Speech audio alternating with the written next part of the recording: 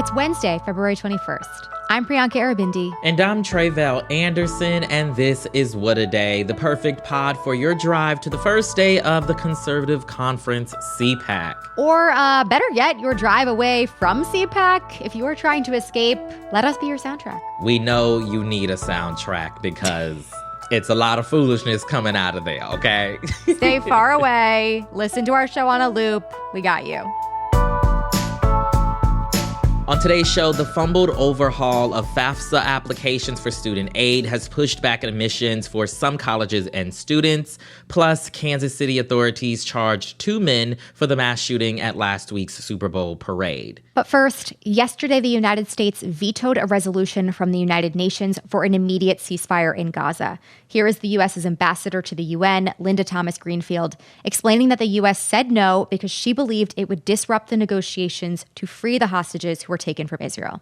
Any action this council takes right now should help, not hinder these sensitive and ongoing negotiations. And we believe that the resolution on the table right now would, in fact, negatively impact those negotiations. The resolution, which was proposed by Algeria, included a warning about Israel's deadly military operations in Rafah, which we've been covering here on the show. 13 other council members voted in favor of it, while Britain abstained from the vote. It's not a surprising move by the U.S. It's actually the third such veto of a draft resolution since October 7th, but it definitely stands in contrast with the Biden administration's increasingly critical response to Israel's military actions in Gaza, as well as their growing frustrations with Israeli Prime Minister Benjamin Netanyahu. To dig into more of the details here, I spoke earlier with Prem Thakker. He is a reporter at The Intercept and has been closely covering the war in Gaza. I started by asking him to explain why the U.S. vetoed the resolution and to explain more about the ongoing hostage negotiations. Yeah, so they were against it for a few reasons. One, it went against their ongoing negotiations to try to free the hostages that Hamas took on October 7th. I think part of that as well is because they introduced an alternative resolution. So this alternative resolution that they introduced uses the word ceasefire for the first time, that the U.S. is officially using it in such a way, but they're demanding a temporary ceasefire and one that can be achieved, quote, as soon as practicable, which is not very usual familiar language for resolutions like this. A premise that many people are operating from is that any sort of secondary or tertiary provisions related to pursuing peace can't really happen before violence stops. How does this vote align with the larger strategy by the administration, especially given the White House's increasingly vocal criticisms of Israel's actions in Gaza, as well as the Israeli army's latest offensive in Rafah that's going on? Certainly, the Biden administration's rhetoric has evolved over the past 4 months, but at the same time, materially, not much has changed at all. Throughout this entire affair, the United States has been pretty antagonistic towards where most of the rest of the world is on what's going on in Gaza. As soon as October 18th, when there was about 3,500 people in Gaza that were killed, the U.S. vetoed a UN resolution that was for a humanitarian pause, not even a ceasefire. December 8th, when there was about 17,000 people killed, the U.S. vetoed another ceasefire and hostage release resolution. And December 22nd, after numerous delays by the United States for a UN resolution just to increase humanitarian aid, the U.S. finally approved, so to speak, allowing the resolution to pass by just abstaining, not even voting in favor of it. And they still took credit for it. And that's just a few of numerous other UN resolutions that the United States has voted against or delayed or watered down. You know, you've been at these press conferences in person with U.S. State Department spokesperson Matthew Miller and John Kirby. How would you say that the department's message has changed since October 7th? You know, what are you seeing there? In sum, as you look at a lot of these answers, many people aren't really satisfied because there seems to be many sort of contradictions in how the U.S. is responding. I mean, one basic example is that it was so quick to suspend funding to UNRWA, which is the UN agency that helps support Palestinian refugees, on, of course, troubling allegations that, albeit a very small amount of its staff may have been involved in the atrocities on October 7th, versus, for instance, the fact that even the International Court of Justice has affirmed that the Israeli government might be committing genocide. And yet there is no sort of similar caution to money that we are sending to that government. And so over and over again, these spokespeople are asked these sorts of questions. And surely over time, their answers have developed, or you've kind of seen an opening into the idea that, we are more concerned, or in fact, we are looking into that, or making more hardline stances on what should and should not be allowed. But nonetheless, again, words only go so far. Right. You mentioned earlier that the Biden administration wouldn't even use the term ceasefire up until very recently. I wanted to ask about Congress. How are lawmakers there speaking about this war and a ceasefire? How have you seen that evolve over time? It's hard to keep track of 530-odd something members of Congress and their stances on what's going on. And the last I tracked, there were about 66 members of Congress who have called for an immediate ceasefire along the lines of, let's stop the violence first and then we can navigate the rest of these things. There have been more members of Congress who have used the word ceasefire, but they've attached certain conditions to them that have thus far justified the current campaign. So, for instance, some members of Congress say we have to have a ceasefire, and that includes eliminating or destroying or getting rid of Hamas. That is where you get sort of a moderate amount of people in Congress who are indeed using the word ceasefire, but are not fully calling for an immediate end to the current violence to then figure out how we can pursue peace.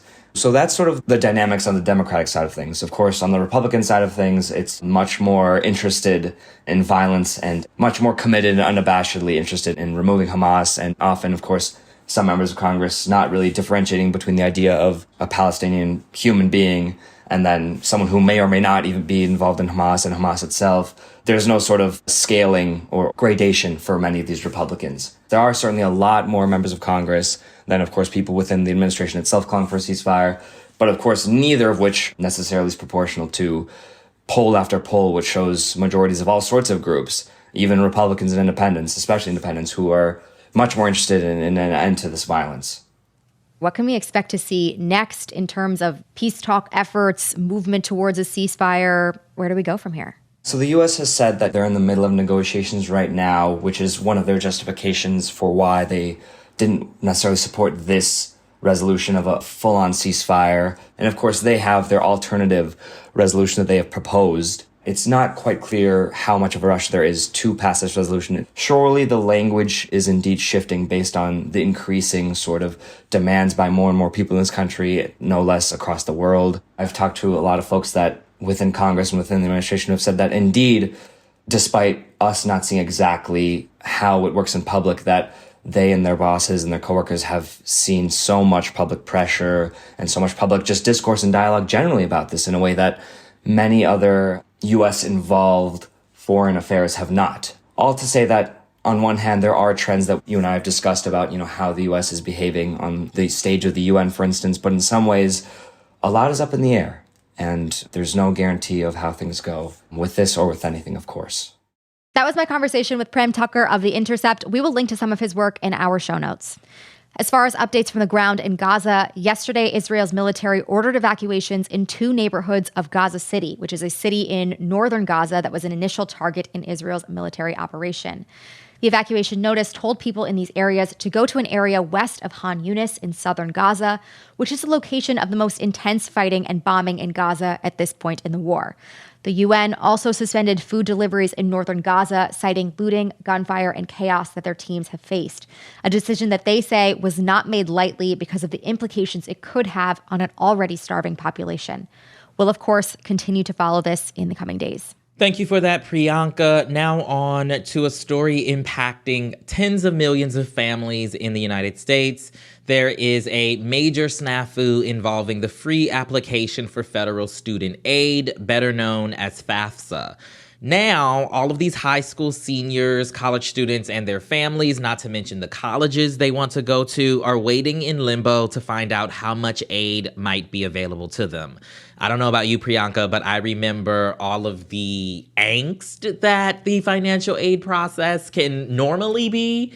And I just imagine that all of these issues has just magnified that now for so many. Oh, absolutely. In addition to the normal ways that this would affect a college decision-making process, this is pushing back this process for so many people because of these issues. So tell us, what exactly caused this snafu? Back in December of 2020, Congress passed a bipartisan bill that revamped the federal financial aid formula and required the creation of a newer and, in theory, simpler FAFSA. It was supposed to be ready to go for the 2023-2024 school year, so the one we're currently in. But when the Biden administration came into office, the Education Department was basically like, nah, that deadline is impossible. This is actually a really big, complex project, and we need more time. And so they got Congress to extend that deadline to the upcoming 2024-2025 school year. But due to repeated delays with the overhaul, the department is now unable to process new FAFSAs on time. The new website, which launched back in December, also has some glitches. For example, according to Politico, students whose mom or dad don't have a social security number can't apply for aid at all, which is not supposed to be happening. No. And the result, right, of all of this is that millions of families are having to wait weeks, if not months longer than usual to get their aid packages, which, as you just mentioned, impacts their decision making on where they can attend or even if they can attend college at all. Right. The setback has already prompted dozens of schools to push back their typical May 1st commitment deadline. And Southwestern University in Texas even created their own financial aid form to estimate student aid packages while the government gets its act together. So everybody, I guess, is, trying to take a little bit in their own hands while the government is figuring out different fixes to the issue. Truly. I mean, that is a good thing, but does not take away from the chaos that this is causing. So what has the Education Department said about all of this? Well, officially, the Education Department has said one of three things: how complex the task at hand actually is, that they haven't had enough money from Congress to really prioritize things in the ways that they would like to, and that there was also a last-minute change to the financial aid formula because they hadn't accounted for inflation. But according to Politico, behind the scenes, the vendor General Dynamics, which is building out the new system, is privately getting the blame from officials. Nonetheless, though, it's giving botched rollout, and it's making folks think back to what happened when healthcare.gov had her little moment. Right. We do not like to see it. What are families who are in this position, are being affected by this, supposed to do now? Do we have an ETA on when this situation will be fixed? Well, the administration says they are feverishly working on it. The Education Department is also going to send reps to campuses nationwide and open up $50 million in federal funding to help school financial aid offices, manage the fallout from all of this. And then the website Chalkbeat says that by today, the department will post a workaround for those whose parents don't have a social security number, and that a permanent fix to that particular glitch is coming next month. But despite the mess that this all has been, Education Secretary Miguel Cardona maintained to reporters last week that the new FAFSA will be a quote-unquote net win when it's all said and done. We, of course, will have to wait and see about that, but it's the latest for now. We'll be back after some ads.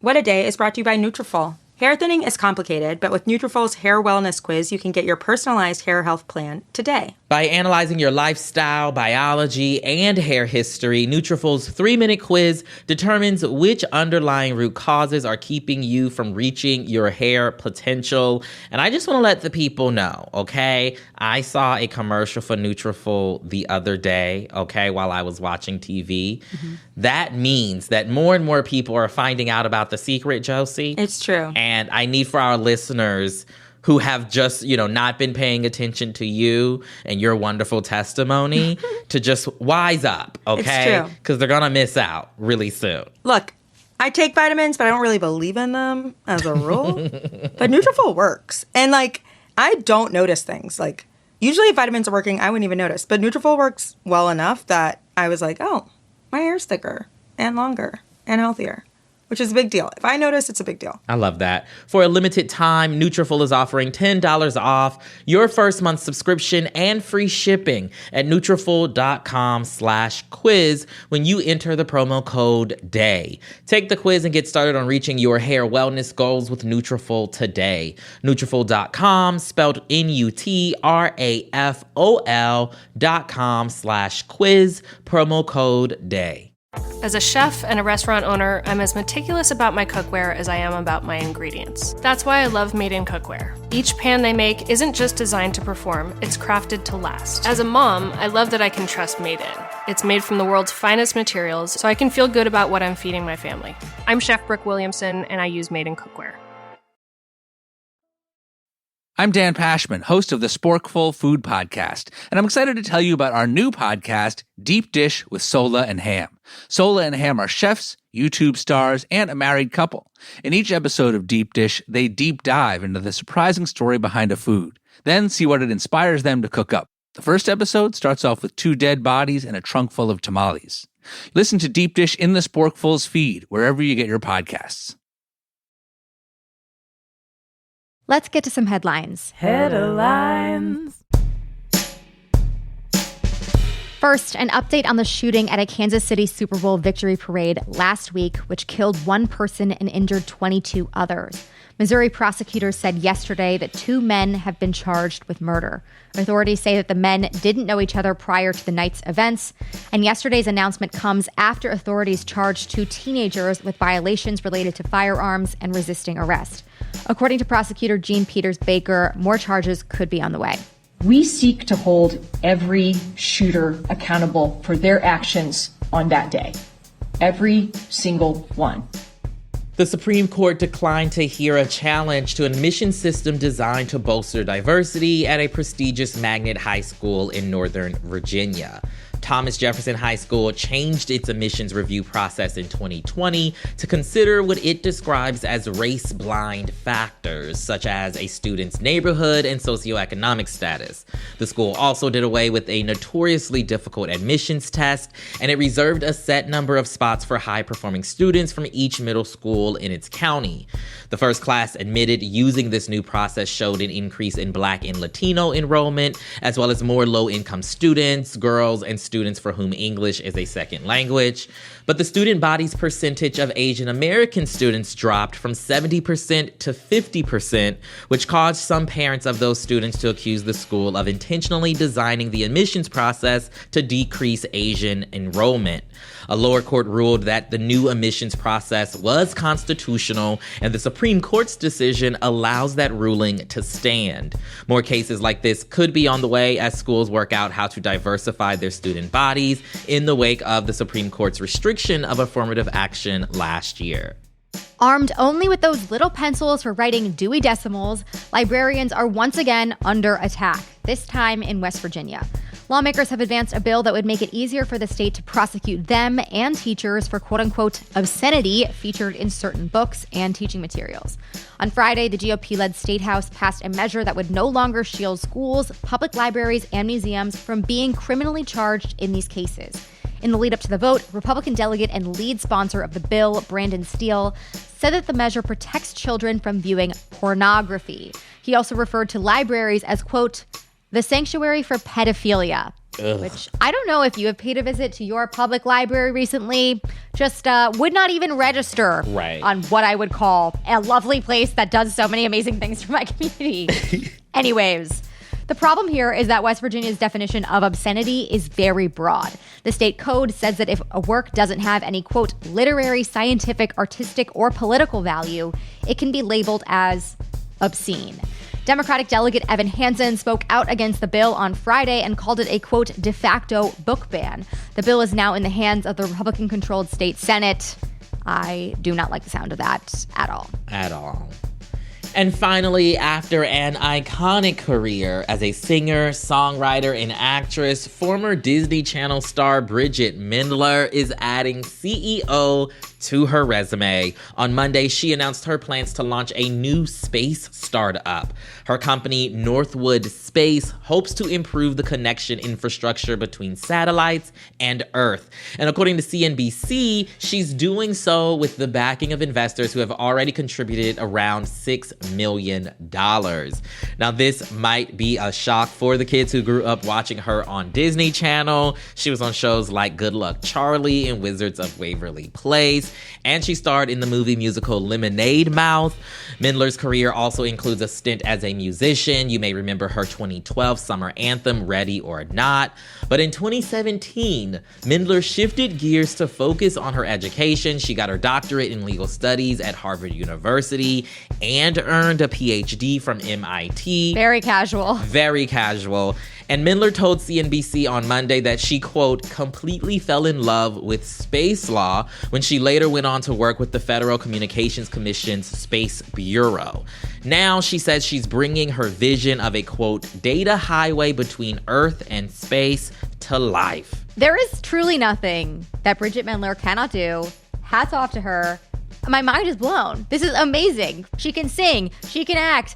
She can lead a space startup. She has a doctorate in legal studies and a PhD. I'm sorry. Listen. She's been blowing minds on TikTok left and right, and consider my mind blown. In the words of the great songwriter, she's every woman. Truly. And those are the headlines. One more thing before we go. If you have been enjoying listening to Crooked's newest series, Dissident at the Doorstep, as much as we have, tune in to the Friends of the Pod Discord at 5 p.m. Pacific time on Friday, February 23rd for an Ask Me Anything with the hosts. Ask them about anything from behind-the-scenes tidbits to their favorite episode. If you're around, come join the conversation. If you're not a member, head to crooked.com/friends to sign up now. That is all for today. If you like the show, make sure you subscribe, leave a review, travel on the Disney Channel Star to CEO pipeline, and tell your friends to listen. And if you are into reading and not just obscene books like me, What a Day is also a nightly newsletter. Check it out and subscribe at crooked.com/subscribe. I'm Tre'vell Anderson. I'm Priyanka Arabindi. And keep driving away from CPAC. Get as far as you need to go. Listen, step on it, okay? Truly.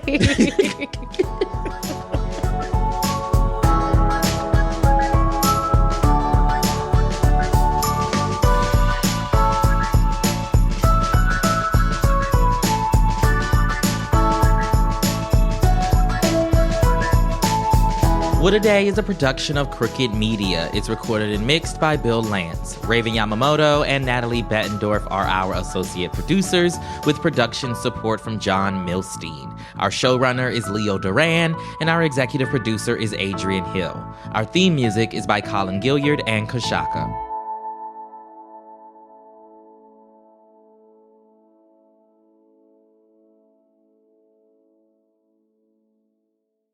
As a chef and a restaurant owner, I'm as meticulous about my cookware as I am about my ingredients. That's why I love Made in Cookware. Each pan they make isn't just designed to perform, it's crafted to last. As a mom, I love that I can trust Made in. It's made from the world's finest materials, so I can feel good about what I'm feeding my family. I'm Chef Brooke Williamson, and I use Made in Cookware.